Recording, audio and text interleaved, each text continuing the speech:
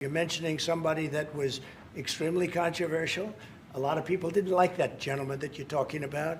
Whether you like him or didn't like him, things happen. But he knew nothing about it, and we can leave it at that. You don't have to embarrass our guest by asking a question like all the right steps of investigation, etc., in Saudi Arabia. And I wish one day I meet with President Trump and I introduce real Jamal to him, and I share with him what is real Jamal, how he's been transparent, brave.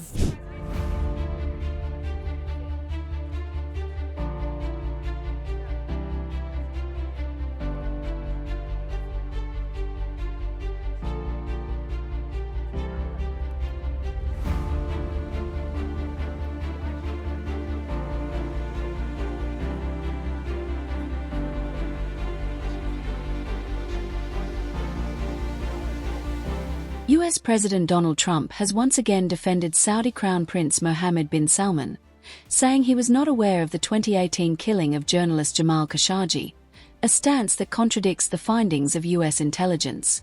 Trump insisted the Crown Prince had nothing to do with Khashoggi's killing, calling the murdered journalist extremely controversial, and claiming many people didn't like him. Meanwhile, Crown Prince Mohammed bin Salman called the killing a huge mistake, saying Saudi Arabia had taken corrective steps. However, a 2021 US intelligence report concluded that the Crown Prince approved the operation to capture or kill Khashoggi, a conclusion Trump rejected once again. Mr. President, is it appropriate, Mr. President, for your family to be doing business in Saudi Arabia while you're president? Is that a conflict of interest? And Your Royal Highness, the U.S. intelligence concluded that you orchestrated the brutal murder of a journalist. 9/11 families are furious that you are here in the Oval Office. Why should Americans trust you? Who are you with? No, who are you with? I'm with ABC News, sir. You're with who? ABC News, sir. Fake news. ABC fake news. One of the But the worst. question is One of the legitimate, worst sir. in the business. But I'll answer your question. Thank you. I have nothing to do with the family business. I have left, and when I've devoted 100% of my energy. What my family does is fine. They do business all over. They've done very little with Saudi Arabia, actually. I'm sure they could do a lot. And anything they've done has been very good. That's what we've done. We've built a tremendous business for a long time. I've been very successful. I decided to leave that success behind and make America very successful. And I've made America more successful by far than it ever was, and that it ever could have been, no matter who was president. There would be nobody bringing in $21 trillion, that I can tell you right now. As far as this gentleman is concerned, he's done a phenomenal job. You're mentioning somebody that was extremely controversial.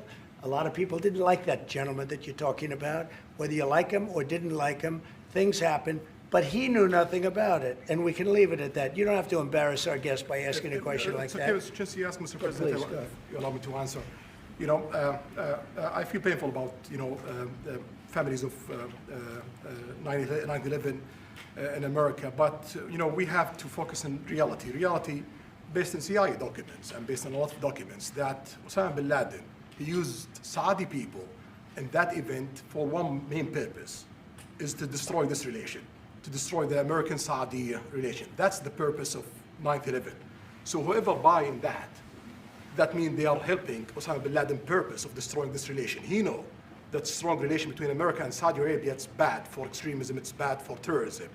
And we have to approve him wrong and to build our relation, continue developing our relation. It's critical in the safety of the world. It's critical against extremism and terrorism.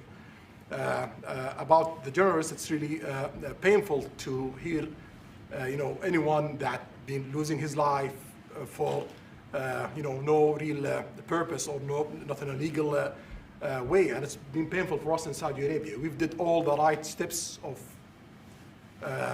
investigation, etc., in Saudi Arabia, and we've improved our system to be sure that nothing happened like that. And it's painful and it's a huge mistake, and we are doing our best that this doesn't happen again.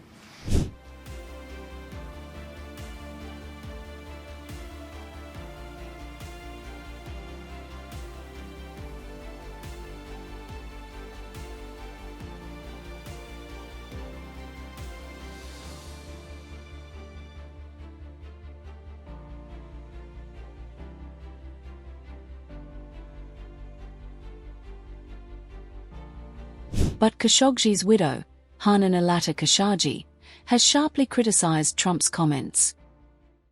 his justification for the crime upset me in sense nothing to justify just a horrible crime, kidnapping, torture, and killing and dismantle a body, because he's controversial or he's unliked by someone. It doesn't give a reason to any criminal to take someone innocent person life away.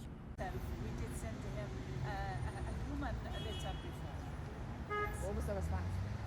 I felt very bad because he described someone else, not Jamal. And I wish one day I meet with President Trump and I introduce real Jamal to him. And I share with him what is real Jamal, how he's been transparent, brave, great man. I did have a mixed feeling. I felt very sore because I wish Jamal is still alive and safe and he's here to receive him, because Jamal believed in him a lot. And Jamal, in fact, in 2018, in the first visit of the Crown Prince to US, Jamal was waiting for an invitation from US, from the Crown Prince, to share with him his opinion and his vision and to rectify any misinformation being told to the Crown Prince. And in another hand, I did feel this is what Jamal wished, in sense he wants Saudi Arabia not to be a pariah country and have a normal relation with the rest of the world, especially USA.